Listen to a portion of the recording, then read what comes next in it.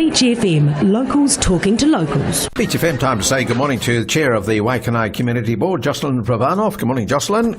Good morning, Nigel. How are you today? I'm well, thanks. On a day like today, gorgeous weather, so we can't complain.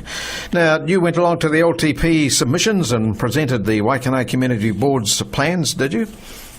I did indeed, yes. So that's a culmination of basically the last 2 months of the general public being able to give submissions to the long-term annual plan, which goes out for another 20 years. And on all of Monday until basically from 9 o'clock until 8 o'clock, and then also late on Thursday night and last night, members of the public came along and spoke to their submissions. And Waikanae was presented amongst those people who came along, and I, on behalf of the board, presented our submission on Monday night. So what did you talk about particularly? So there are a number of things. So around Mahara Place, we're looking at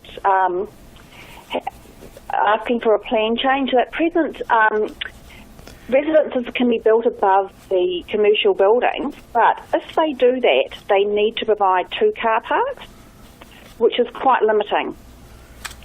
And so what the board is asking for is the removal of the requirement to have to provide 2 car parks. So when you say building above the Mahara Place, is this right in the middle of Mahara Place, is it? Yes. So there's currently resource consent to do that. All right. Okay. Has there been any applications to do it? Pardon? Has there been any applications to actually build above? Not that I'm aware of, and probably because of this limitation of providing 2 car parks. Right. You'd have to go underground to provide car parks, would you? Yes, or I think some of the footprints would allow it, but of course that would chop into the floor space that they would have, or the ground floor space. Okay. So was it thinking about apartments, or was it business buildings? So this is actually purely residential properties, townhouses and apartments, yes. All right. Yeah, because that was mooted some years ago, wasn't it? And everybody thought it was a good idea. That was the old Puta house area. Is that the area you're thinking of? Well, no. All around, right in the centre of Mahara Place there's, people can actually apply to build a residence above any of those commercial buildings. Right. But the reason why they probably haven't is because they also need to provide 2 additional car place spots for, I suppose, basically the people who are going to be living in those residences. Right. Well, that could be a tricky one. What else did you speak about there, Jocelyn? So, certainly we support Mahara Gallery, and we support an upgrade of the library, and so we want those projects to continue, even if they are a long way out. And as I said, this plan goes out for 20 years. And so there is some discussion about the councillors to can the town centre project, but we certainly don't want that to happen. So it's sort of on a bit of a knife edge, is it? Hopefully not. I think it's only been from 1 or 2 quarters. Okay. So certainly when I spoke on Monday night, there was no quibbling with what the board was suggesting. No. So they're just, they're listening to what you have to say, and of course they make the decisions up next week, I suppose, or the week after, do they? I think council staff go away and collate everything, and I think on the 31st of May there's a big meeting. Okay. I can't remember whether it's a meeting or a briefing, but I know there's something on the 31st. Now, in the case of the library, they've done a bit of titivating up there, I believe, too. I haven't seen it, and I must go and have a look. They've opened it up somehow. Yeah, so basically, in the northeastern corner, in behind, right in the centre of Mahara Place there, they've actually put some paint in there. This is on the outside of it. They've actually brightened that whole area up so that, people can go there and hang out. I think people do that anyway, and it's just making a much more inviting place. Right. Now, have you heard any more about Margaret Delbridge's survey in the Waikanae Town Centre? That was an online survey. Have you heard any more about that? No, I haven't, but I know that they were looking to extending it out for a month, and I'm not sure whether it's quite a month since our board meeting. Okay. And the other one was the boating club wanting to do some development down there. Was that brought up at the meeting at all? No, it wasn't. So that project is sort of outside the long-term plan because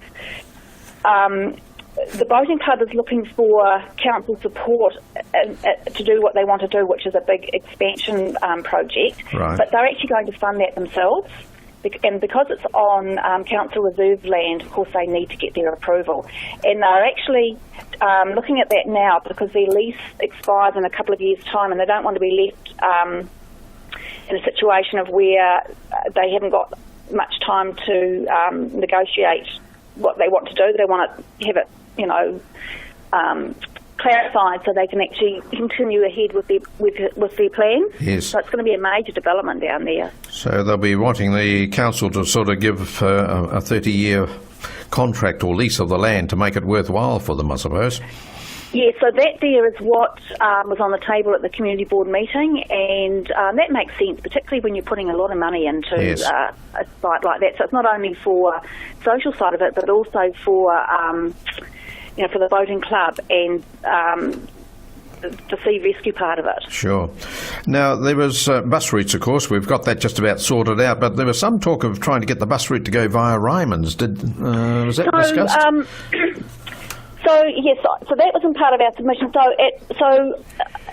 On the 15th of July, the bus routes are going to be extended again in Waikanae. Yes. And this is actually looking long term. So this is about future-proofing the bus route. So there's a lot of residences being built at the northern end of Waikanae, and particularly around the Ryman's area, and it seems sensible to think, that potentially one day a bus route could go around that area. But around Waipunanui, or Waipunahau. Yep. Yeah, Waipunahau Road. There's two corners there that the big buses cannot get around. Sure. So we were just putting it out there. It actually would cost quite a lot of money, whether there's other options of looking at smaller buses, but we don't basically want to limit bus routes where they're needed because of the road configuration. Right. Yeah, because it's a huge building program going on down there now, hundreds of homes going up, so there will be a big population down there. And another new subdivision, Harcourts, are developing off the end of one of those roads out there as well. So it's going to bring a lot of children into the area as well, so I presume transport is going to be a big thing in that area. That's exactly right. All right, Jocelyn, I better let you fly. You're at a business meeting today, so we'll have a chat to you in a fortnight's time. Yes, great. Thank you. Have a lovely day. Will do. Yeah, Jocelyn Prvanov at a business meeting up there in Rotorua today. 106.3 Beach FM.